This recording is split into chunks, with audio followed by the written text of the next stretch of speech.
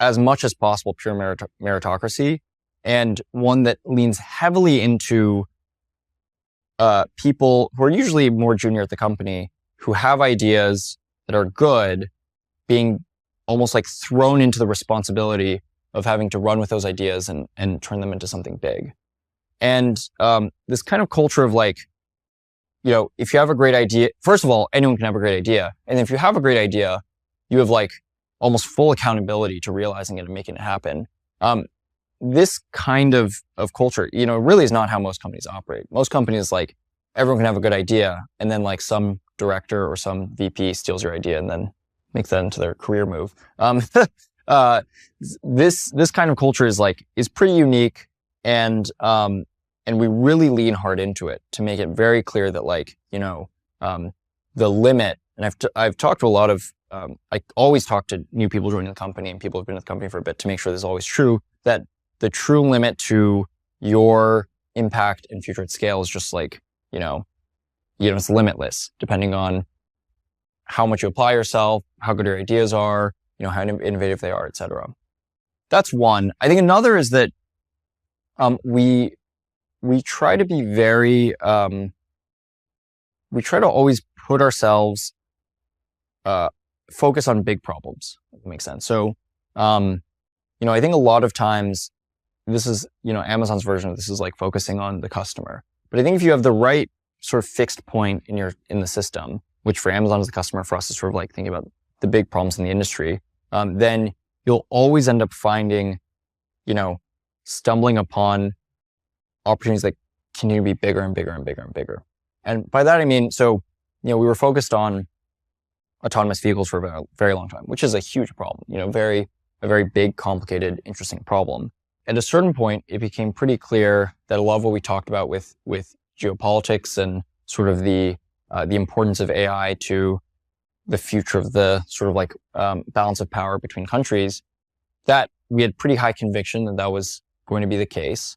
And we leaned very hard into working with the US government and the US DoD. And a lot of this technology that we built up in servicing the autonomous vehicle industry was pretty applicable. But, we then took on this much larger problem of how do you ensure American leadership? And how do you ensure that the US stays ahead?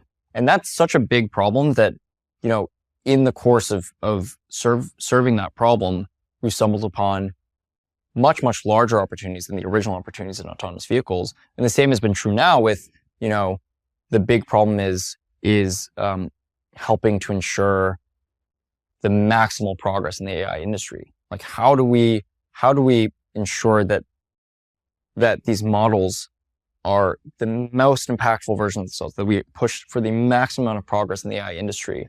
And that's the biggest problem of our time. So I think pushing ourselves to be continuously ambitious for what is the North Star of the business, I think, has been critical. I want to ask about interviewing. So you said your favorite interview question is, what's the hardest you've ever worked on something? Why do you like that question? Yeah, so I generally think there really are two kinds of people in the world. There's, and this is a psychological term, but there's having like an internal versus an external locus of control. So if you have an internal locus of control, it means that you believe the things that happen in your life are actually more a product of like what you do and the actions that you take. So you believe a lot more in you're holding the reins on your own life.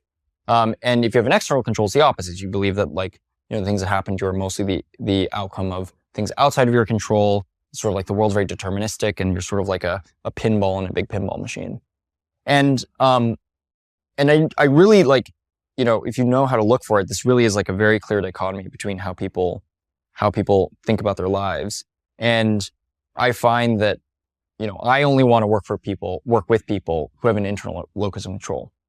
And one way to look at that is, or one way to index off of that is seeing how hard do people work at things that matter to them, right? Because, there's things that matter to everybody, everybody's things that matter to them. But if they have an internal locus of control, then they're going to work their ass off to make sure that the things that matter to them happen the best possible way. If they have an external locus of control, things matter to them, but they sort of like, throw their hands up and let the world sort of take the wheel.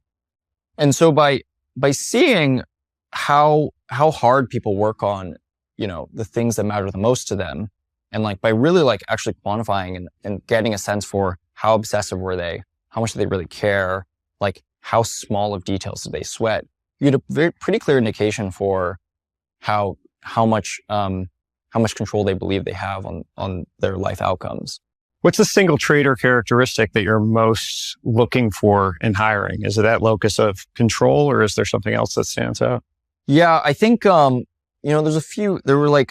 We had this early document that we wrote up around like, what do we look for in people that we hire? And there were sort of like, there were 4 traits. One is internal locus of control. 2 is problem solvers. So fundamentally people who are like very good at creative problem solving. You give them a problem and they'd figure out like, sometimes you couldn't solve it just by like tackling it head on. They'd figure out like a way around the roadblock. That's a really important trait. 3rd, we look for people who are impressive. So we look for people who when you talked with them and you worked with them, you were sort of like, were genuinely impressed by them. And it's kind of a shorthand for people who are just sort of like constantly upping the bar of the organization, which is that like, if you're impressed by somebody, you're going to be very motivated by coming to work every day and work with them and learn from them. So we held a pretty high bar there. And the last one was people who are collaborative. I think that you can have people who are like high locus of control, good problem solvers, very impressive, but just like suck to work with. And so those were sort of like the North Stars for the organization. It's carried us pretty far. You've spoken about how the prestige around big brands in tech actually kind of perverts and distorts the perspective around hiring in Silicon Valley. And how do you think that's the case? Like these big brand names, people stay at for a long time. Why is that kind of a contra signal that you'd not look for?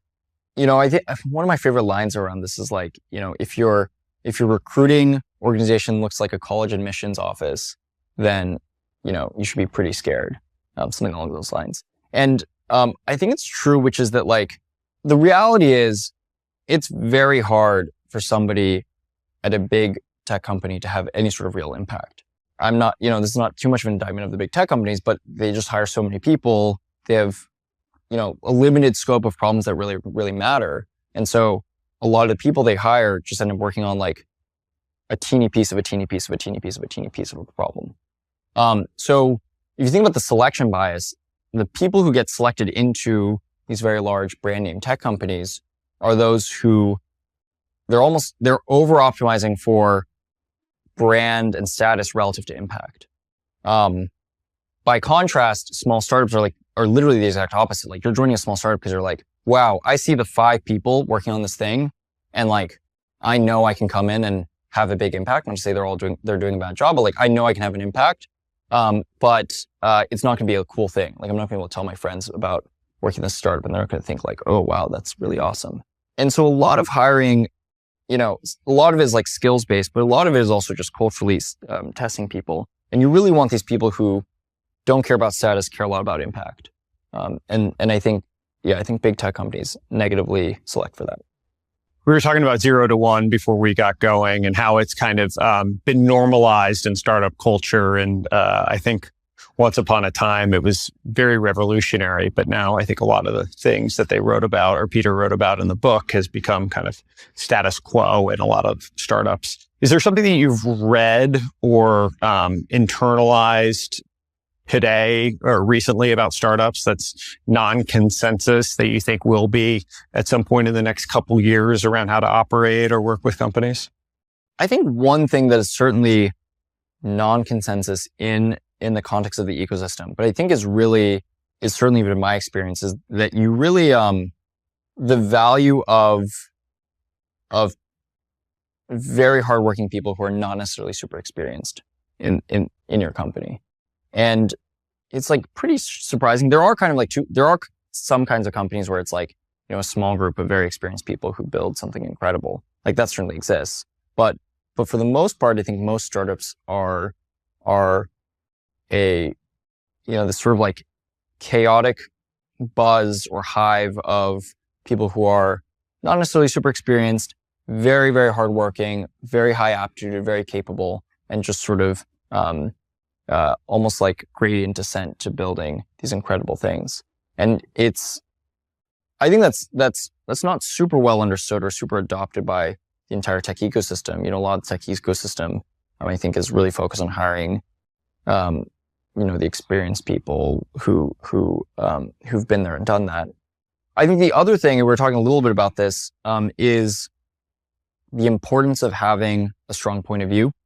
It's quite interesting. The last generation of tech giants, you think about the Googles and the Metas, and even the Apples of the world, the startup advice or the sort of like classic business advice is to have as neutral of a point of view and as neutral a brand as possible, so that you have, you can distribute your product broadly. You're not offending anyone. You're not, you're having as wide scale impact as broad-based appeal as possible. And I think we're very quickly entering a very different era, which is that the right thing to do is to have a pretty strong point of view and to be very loud about that point of view, because that allows you to attract the talent of people who agree with you. So it's incredible for building a positive culture and building a very high talent group. It's also very important for your customers, because more and more customers, whether it's enterprise customers or consumer customers, care a lot about working with people who philosophically agree with them and sort of share their points of view. And it forces you to keep your company authentic. And that's it's like kind of a subtle thing, but I think, I look at a lot of peers in enterprise software, and these enterprise software companies just become, very quickly they stand for nothing. And early on, every company was the product of like founders who care a lot, who really like sweat every detail. And then invariably, every enterprise company becomes sort of like another widget that in the like bag of tools or whatever. And I think it's important for companies to maintain a sense of identity and remain authentic, to have any chance at the reinvention component that I talked about before. I've heard you say that scale has never been a particularly cool business. Can you elaborate on that? And if that's been a net negative or a net positive for the company over the years? Totally. I think that it's funny. We've always operated in very cool spaces, self-driving cars, the current AI revolution, but we've never been the cool people in those spaces, because fundamentally we're an infrastructure provider. Infrastructure is not that sexy. We actually, for our company, we don't want the people who just want to be cool and flashy and work on this exciting new technologies. We actually really want the people who are willing to roll up their sleeves, get their hands dirty, and work on the unsexy problems in AI that are really, really damn important. So I think it's been very important for building, the company in a way that I think is true to the work that we need to do. And I think that the impact has been that the people who join Scale know what they're getting into. They know what role in the ecosystem we play, and they care a lot about that. You have a wonderful office that we're sitting in right now. I've heard you say that you believe you actually should spend money on a nice office space, and that's a important thing to do for your employees. Can you talk to me for a little bit about why that's the case? Yeah. At the risk of sounding somewhat woo-woo, I do think that the spaces that you're in impact a lot about your thinking. Personally, being in spaces with a lot of natural light is one of the best things I can do for the quality of my thinking.